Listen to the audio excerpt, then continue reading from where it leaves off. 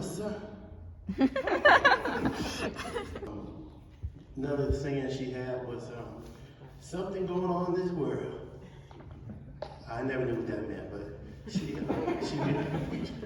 meant it when she said it. Those memories when you're young stick with you as you get older and older and older, because for some reason those distant memories stick better than last week. Also, I remember that when our grandparents, Naomi, we call it affectionately Nola, and Robert Johnson kept us while Mom went to work. I think she's working in a photo shop or something like that. I can't remember. But I remember she would leave me and Carla in the backyard. Not leave in the backyard. I mean, the grandparents were, in the house. And we would play in the backyard. I had a little fire truck, little police car. I don't remember what Carla was playing with, but those little memories of me in the backyard when Mom come home from work, you're so happy when you see Mommy. Like, Mommy's back, So I just remember that from that little place. Also, she ended up moving, we moved a lot. She moved to a little apartment around the corner, Ewald Circle. I'm not saying from Detroit, Ewald Circle, but we had an apartment over there. I don't know if you remember that, Carla. My mom would be cooking sloppy joes. I like sloppy joes. And she would run out and push my bicycle. I was trying to learn to ride two wheels on this little street. We were close to the street. I don't know how I could get run over. But she was watching me really close and pushed me until I learned to ride two wheels. But she would stop pushing me. Let me go check the food. There were times in my life I was not connected to my mom. As we grow up and move out, move away, get our careers going, if that makes sense.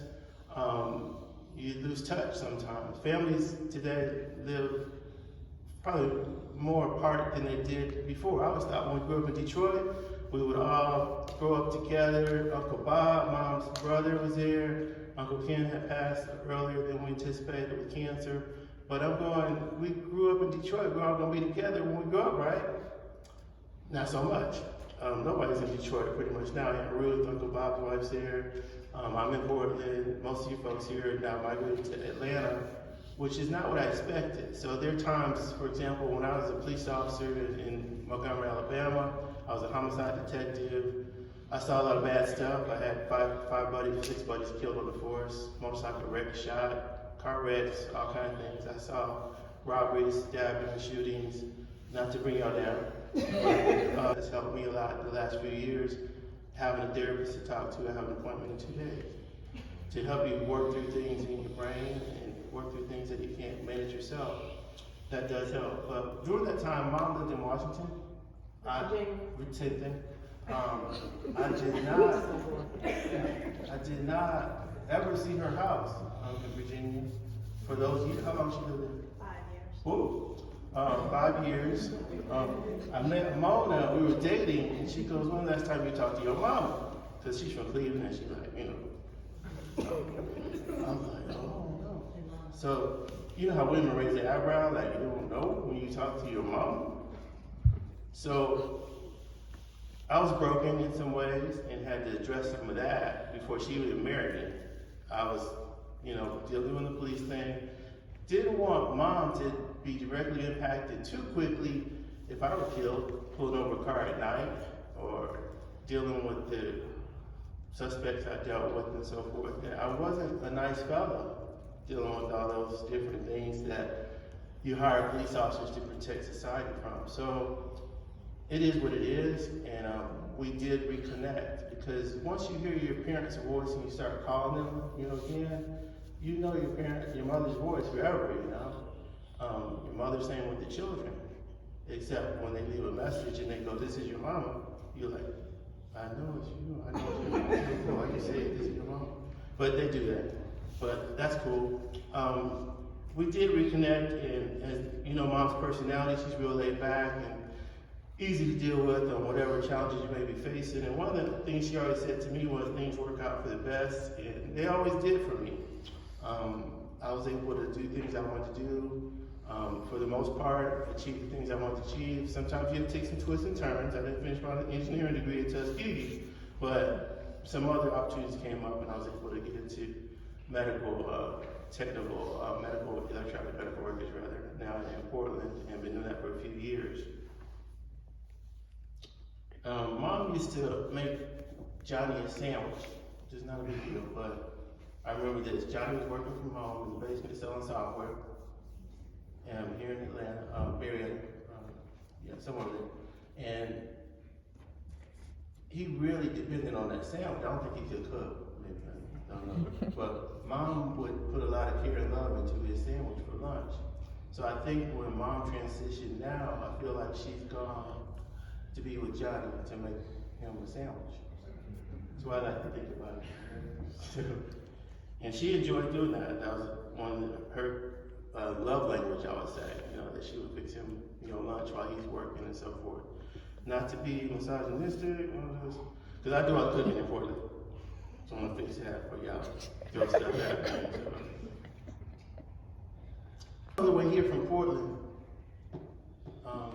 first of all, I had a flight set for 8th and arriving the 9th, I think it was. And then Carla, Lisa, Lana started telling me that mom seemed to be deteriorating pretty bad or pretty quickly, and that I needed to make a move quicker than I planned on.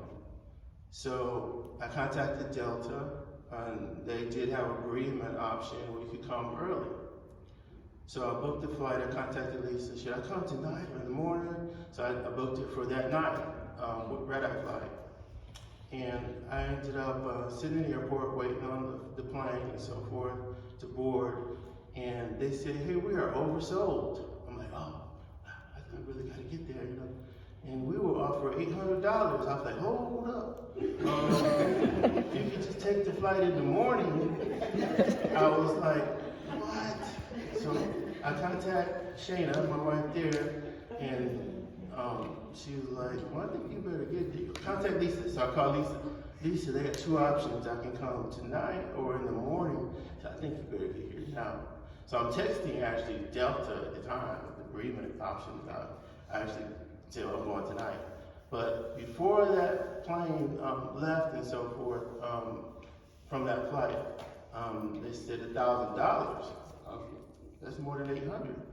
So I thought, how long would it take my family to get over me not being present if mom were to pass, and then Lisa's face right now? That would not have been good. So I got on the plane. I'm over $1,000 that I didn't get, mostly. But here's the point. Lisa picked me up from the airport. She drove me straight to mom at the hospital. And she wasn't in good shape. She was laying over, she couldn't hold her head up, and I said, at least I made it. And I said, Mom, it's Mark, I'm here from Portland. And she actually opened her eye, an eye and a half. I counted every bit of it, because I feel like she recognized me. She could see me. And I was like, she was saying, I was trying to hold on. I'm glad you didn't take that $1,000, because I'm not sure. And then she looked at me again, like, yeah, I'm looking at you now, because you were thinking about that $1,000. But she did recognize me 4 or 5 times. She opened her eyes. I told Lisa and Carla that had happened, and I felt good about that. So I did make it, and mom held on, I feel like, till I got here. So the night she passed, I was sleeping on the couch at Mona's, because we divorced it. I don't want y'all to think that. And she said, hey, your mom's not doing well. They think the family should come there, ASAP. And I was half asleep. It was midnight. I'm like, this, like, no way we're gonna be able to get way out there to Lawrenceville from there. And sure enough, a couple hours later, she said, your mom has passed. And I said, oh, shoot. It was kind of expected. And as you know, as we all know, passing is not a good thing, but mom was in pain, as far as we could tell. None of us wanted her to remain in pain. So in a way, it's a relief, but in a way, you're sad as well. So we just deal with it as it is. Okay, she's passed. And as Mona and I sat there chatting, short memories about mom and so forth, and I heard this sound. First of all, let me tell you, I'm not religious, quiet as a kept. I'm not spiritual. But I heard this sound on the back side of my head behind my ear. And I can't really describe it totally, and I told some family members about this, but not all of them. I heard this swish, swish sound. Swish, swish, swish, swish. I'm like, and it was swish, swish, swish, swish. So I go, Mona, do you hear that? And she looked at me like with one raised eyebrow, like, what in the world are you talking about? Because I'm doing like this. I'm really getting animated. Like, what? All right, quit playing. So, swish, swish, swish, swish. And I didn't know what it was. I couldn't explain it. I'm like, uh-oh, what's going on with me? Maybe mama's calling for me. Well, I'm not ready yet.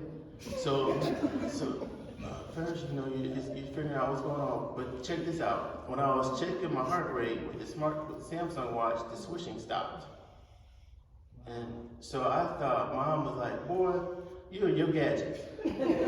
That is not what this is. So I'm like, I'm gonna fall back to sleep. I can't go back to sleep. So when it stopped with my watch, I'm like, I lay back down.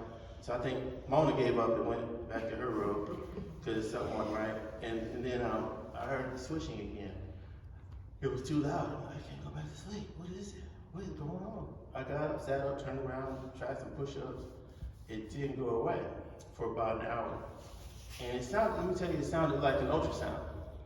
When you have that baby in your belly, a couple folks in here having a baby soon, the ultrasound makes that swishing sound. What is it? It's the heart rate, right? The blood pumping. Swish, swish, swish, swish, swish, swish.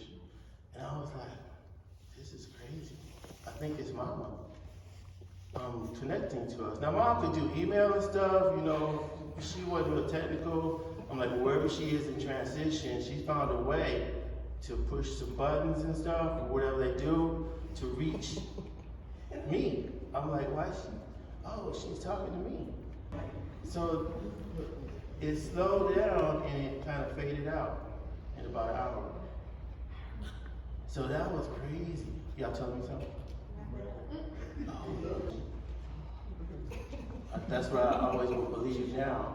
I'm still doing further analysis, but you'll figure out what it was other than mama. Thank y'all for your time.